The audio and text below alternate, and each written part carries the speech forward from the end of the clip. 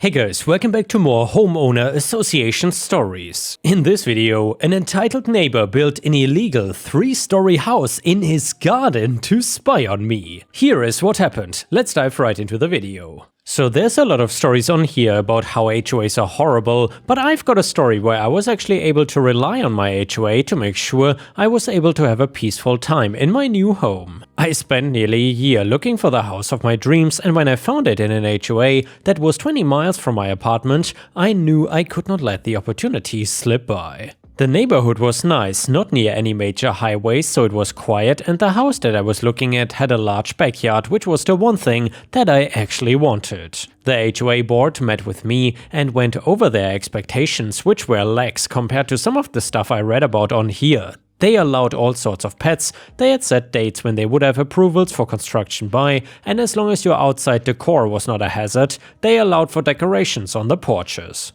I used the opportunity to ask about the yard and if I could convert part of it to a garden. They took a week to deliberate, but approved of it and making sure that I was not planting anything invasive or something that could make its way into my neighbor's yard. I was excited once I got the approval, and once I had finalized the sale and moved in, I went to work on planting the garden of my dreams. As my garden took root in the weeks afterwards, I became acquainted with my next-door neighbor, a man I will call Mr. Mueller. He was an older gentleman, and there was always something he was ready to complain about whenever I was outside to water my garden. Whether it was the amount of kids in the neighborhood, the dog owners that had their dogs do their business on his lawn, or the prices of the HOA fees every day brought something new. I usually just smiled and nodded at his explanations. He did make a few comments about my garden, letting me know that he would sue me if anything from my yard started growing in his yard, but I just took them as empty threats. It was not until 2 months later that I saw that Mr. Mueller had builders constructing something in his yard. The structure was large and I thought it was some sort of addition to his home,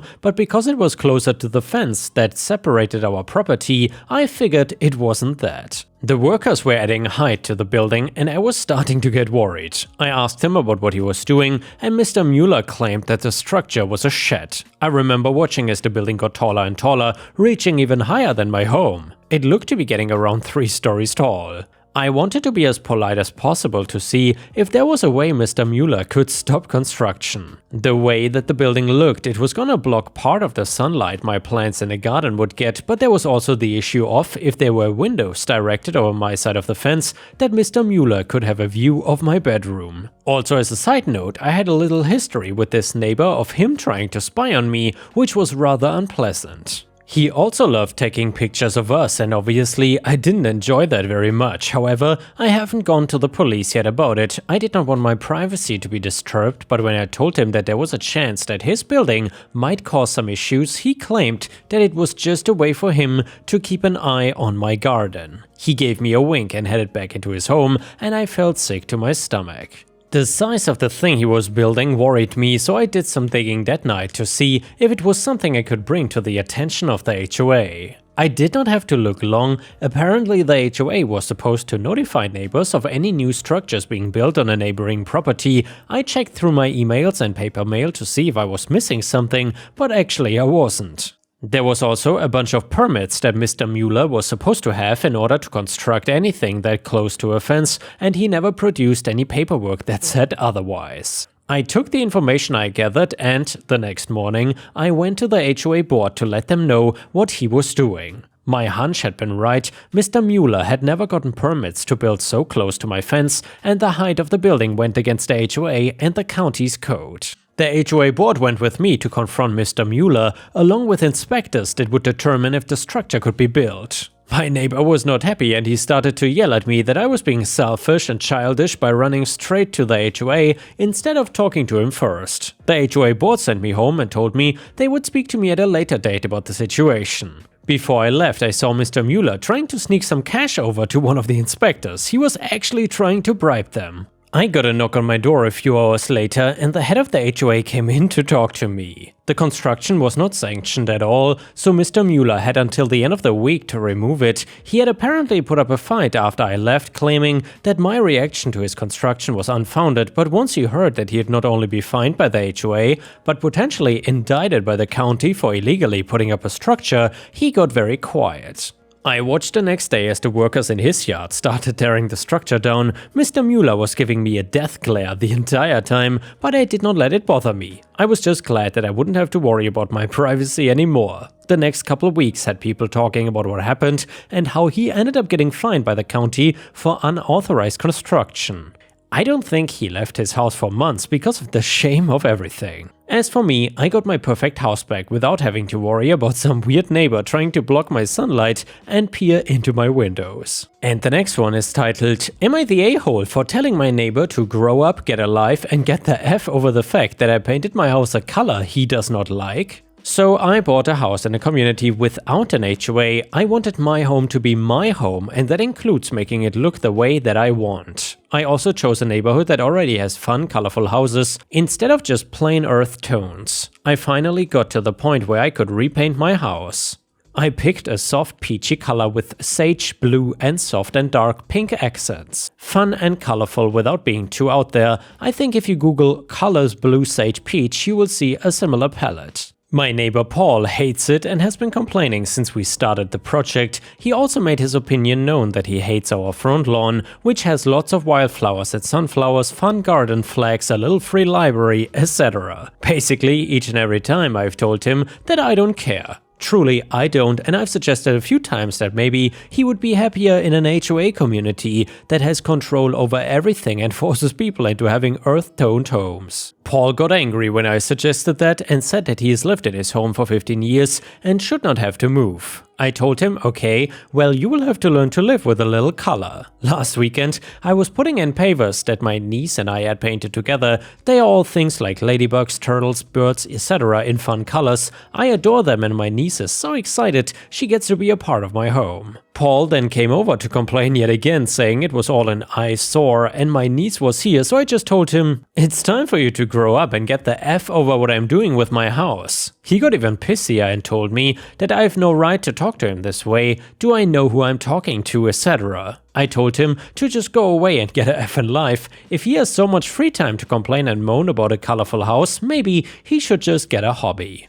He stormed off, calling me a nasty piece of work. My niece was cracking up on the side. For the record, no one in my family is uptight. We really don't care about cursing. I know some people still clutch their pearls over it around kids. She is 15, but I'm sure she says worse. Anyway, one of the other neighbors came to tell me that he's been flapping his yap about how disrespectful I am to talk to him like that. She told me that she knows he is a pain, but that he has been in the neighborhood forever and it's worth being nice to him. I don't know, is telling him to get a life that big of a deal? Am I the a-hole? Comment number 1. And before we read that one, please let me know in the comments whether you think OP is actually being an a-hole here and the neighbor is in the right or not. I'm very curious about your judgment. So the first comment said, not the a-hole, the house's color scheme sounds gorgeous, something we would have here in our Inman Park neighborhood. My guess is your neighbor is more upset about the kitschy items in your front yard than the color of your house. Maybe you need some pink flamingos. Comment number 2, well, the next time he comes by with a complaint, say, Hi Paul, I put some serious thought into your criticisms over my house. I think we could come to an agreement where if you start to pay my mortgage and my bills,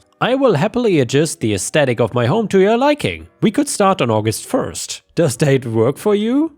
Otherwise, as the person paying the bills here, I'm gonna continue doing whatever I want with my property and will ask you to not approach me or my property again for this matter. Or a simple get effed, Paul. Up to you, either way, NTA. Another comment said, NTA, some people just don't understand when you try to be polite with them, so it's not your fault that you told them to F off, it is their fault. I bet other people would just fall down on their knees and praise this neighbor and do whatever he wants. Yeah, right. I always am very polite, but if other people don't understand or don't want to understand, I can become very rude. This saves me a lot of time in the future because these people know what I will tell them and they don't even try to pull more crap on me, as it just doesn't work. And the next one is titled Insane Neighbor. So I'm having a house built but bought a TV during Amazon's Prime Days. I had it sent to my grandparents' house to be stored until the house is done. The package never arrived and after a couple days the picture from the delivery was on the FedEx website. I sent it to my grandfather who recognizes it as his neighbor. He calls a neighbor who claims that he ordered the same exact TV and didn't realize he opened mine. I did not ask him to contact the neighbor.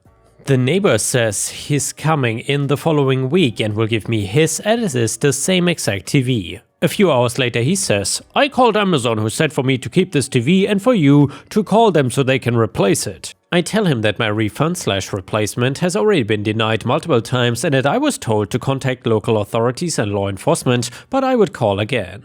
The next morning I call Amazon, who tells me that my claim was denied again and that I should still try to get my TV back since I know where it is. So I call the neighbor, who's now saying he has to send my TV back when he gets his in. I tell him not to, that I want my TV even if it is open. He is an old dude, so I was using yes sir and no sir. I was trying to be polite as he has my expensive TV. He hangs up and sends me a long text about how he has my TV and won't be giving it back. And I just say, to verify, you're refusing to give me my TV? He calls me back and says to stop harassing him, so I drive over to my grandpa's house, he is out of town, and call the cops. After some back and forth phone calls with the cops calling me and the neighbor, they come out. 4 cops showed up because the dude said I'm committing fraud and cheating him out of a TV. After I showed the cops the text where he says he has my TV, pictures of the box that he sent me with my name on it, and where my refund was denied, they went to talk with him. He changed his story for the 5th time to say that I already got a refund and that I'm trying to defraud Amazon.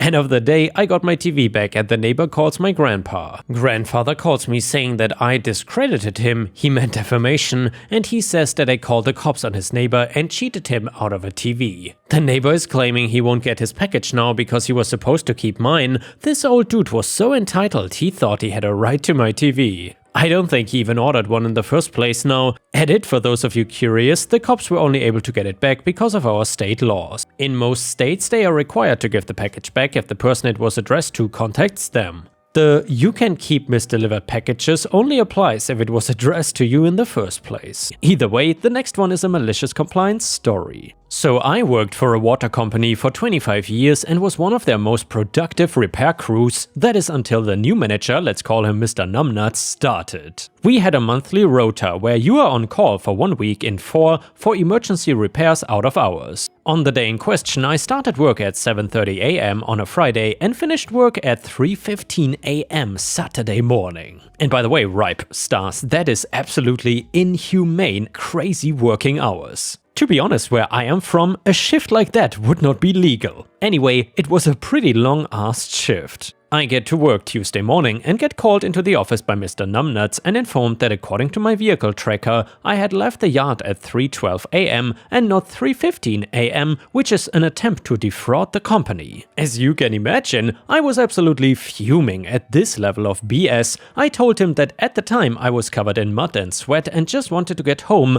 after completing a monster shift for the company, and was he genuinely making a crap storm over 3 minutes? He said he was making me aware that I could be fired for it. Cue malicious compliance. I said that if we are going to be this petty, you can take me off the emergency contact list for extra coverage and I won't be starting 20 minutes early each day either. I will now be clocking in at exactly 7:30 AM and I shall be heading out at exactly 5:30 PM. No deviation whatsoever, and you can explain to your bosses why productivity is down and you are struggling to get coverage for emergencies. We will then see how important your 3 minutes are when they are costing the company money. Little did I realize at the time, but the guy's job was bonus related and linked to our productivity, which tanked after that because all the other gangs followed my lead except the brown nose gangs, obviously.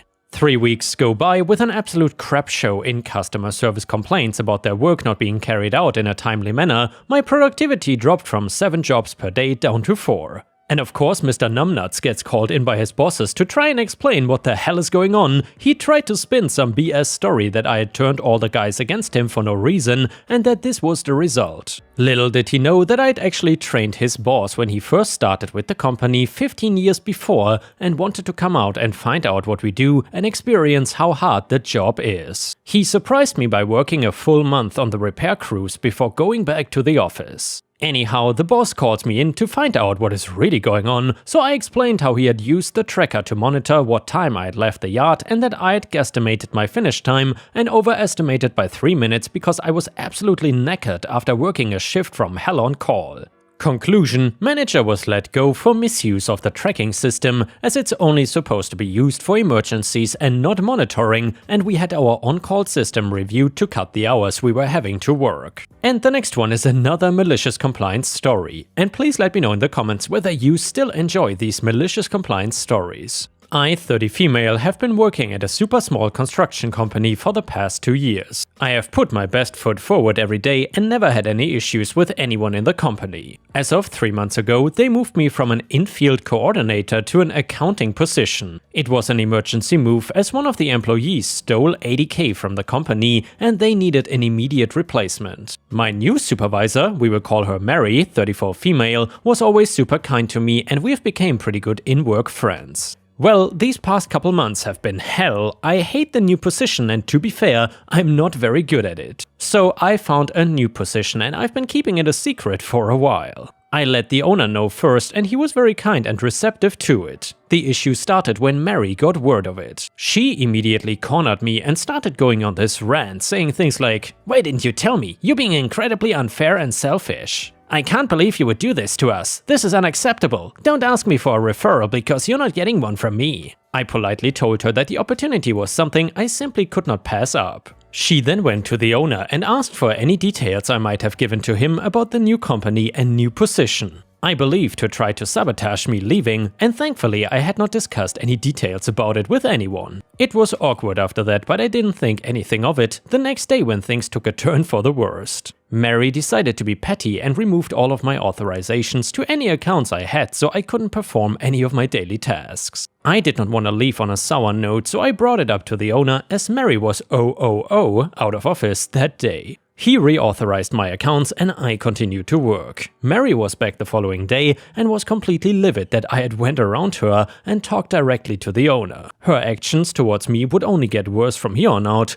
The next day I came in to notice that my desk was moved and my computer access was taken away yet again. Cue the malicious compliance. Since I couldn't do any of my daily tasks and really did not feel like dealing with a screaming Mary, I was on Reddit for basically the whole day. At the end of the day, Mary came into my new bag storage office and said, "Busy today?" I know mine was. I just smiled and said, "Yep, exhausting." She did not like that response and went to the owner to say that I was purposefully not doing my job and my last 2 weeks would be pointless, so we should just let her, aka me, go now. The owner disagrees, called me into his office, and after I explained what she had done, gave me access again and told Mary to work from home. Another day goes by. It's extremely peaceful now that Mary is working remote, but unfortunately this does not mean that my day was getting any easier. Instead of taking my access away, she had IT start forwarding all my emails to other employees in other departments that had nothing to do with my specific position. At this point I only had 3 days left, so I just took it as, okay, this sucks for them, but it's on Mary's head if anyone has any questions. I looked at my PTO and I had way more than I had thought, so why not use those for my last days? And that is exactly what I did. I was so originally supposed to let all vendors know and start forwarding them off to the appropriate people and interview second-round candidates for my position, but not anymore.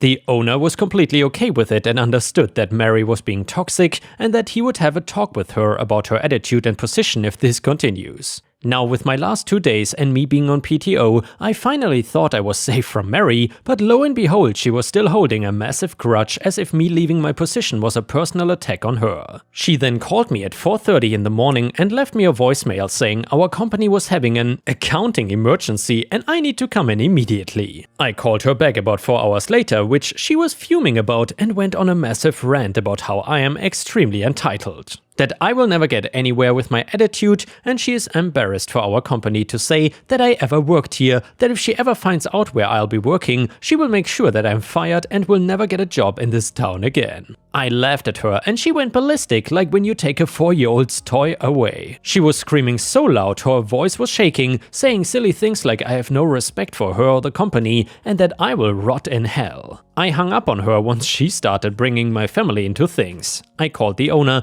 and explained to him what happened, which he was not shocked about and had told me that when she came in that morning, she was going on a rampage like the Tasmanian devil. After finding out why she was freaking out, he promptly fired her. I was shocked, since this was such a small company and he definitely needed her. I had heard from another coworker that she ended up destroying a bunch of company property on her way out, and now she is facing a lawsuit due to the damages. So thankful she revealed her true self to everyone, and that I am far away from that company and her. And yeah guys, with this we have reached the end of the video. However, if you cannot get enough of my content, please don't forget to subscribe to the channel to not miss any of my daily uploads, and also check out my podcast by searching for Ripe Stories on Spotify, Amazon, Audible and other podcast platforms. You will often find exclusive episodes and early access to new content. Furthermore, please check out my Patreon by going to patreon.com/ripeyoutube or my YouTube membership program for even more exclusive stories. Thank you so much, and I will see you again tomorrow.